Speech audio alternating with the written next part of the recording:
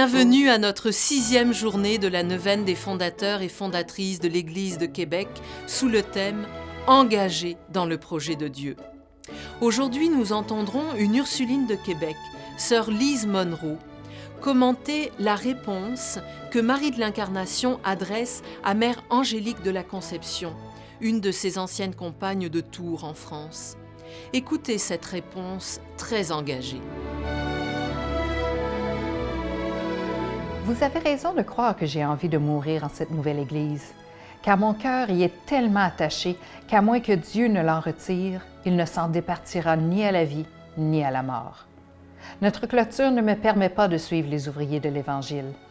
Étant néanmoins incorporé comme je suis à cette nouvelle Église, notre Seigneur m'ayant fait l'honneur de m'y appeler, il me lie si fortement d'esprit avec eux qu'il me semble que je les suis partout et que je travaille avec eux en de si riches et si nobles conquêtes.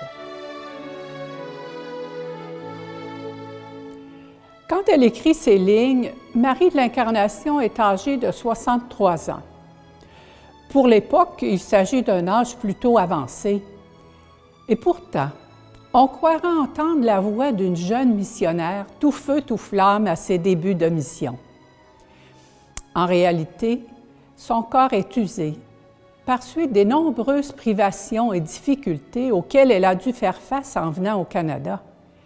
Mais son cœur n'a pas perdu son feu.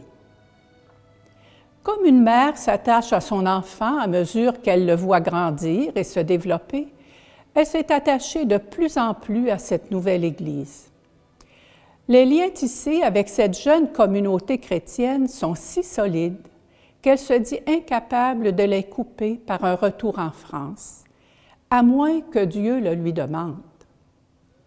En fait, si elle est venue en ce pays, c'est pour répondre à un appel gratuit de Dieu.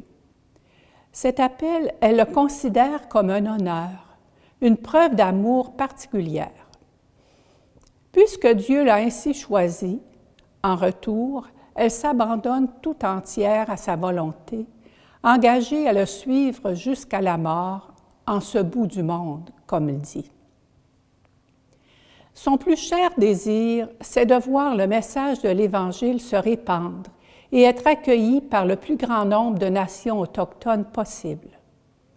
L'amour de Jésus, si elle s'écoutait, la porterait à accompagner elle-même les missionnaires jésuites dans leurs expéditions. Mais elle reconnaît que telle n'est pas sa vocation.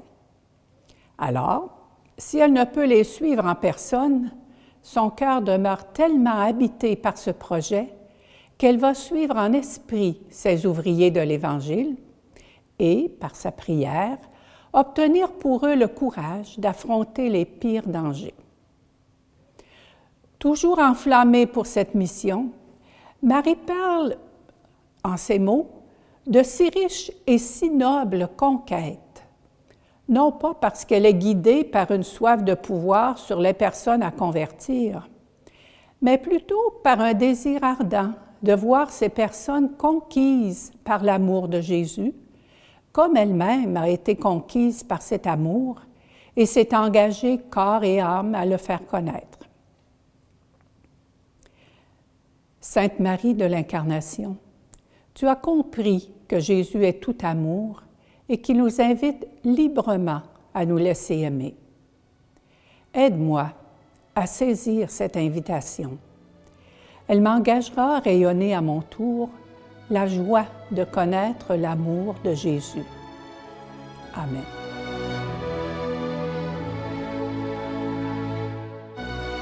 Merci à sœur Lise Monroe du Centre Marie de l'Incarnation pour son commentaire. Si vous en avez l'occasion, n'hésitez pas à venir dans le Vieux-Québec pour vous recueillir sur le tombeau de Sainte Marie de l'Incarnation. Vous en profiterez pour vous procurer sa correspondance et ses écrits spirituels, une lecture qui changera votre vie. En attendant de vous y croiser, partagez cette vidéo, laissez vos commentaires, un petit pouce et rendez-vous demain avec Monseigneur Martin Laliberté qui commentera pour nous un texte de Saint François de Laval. À demain!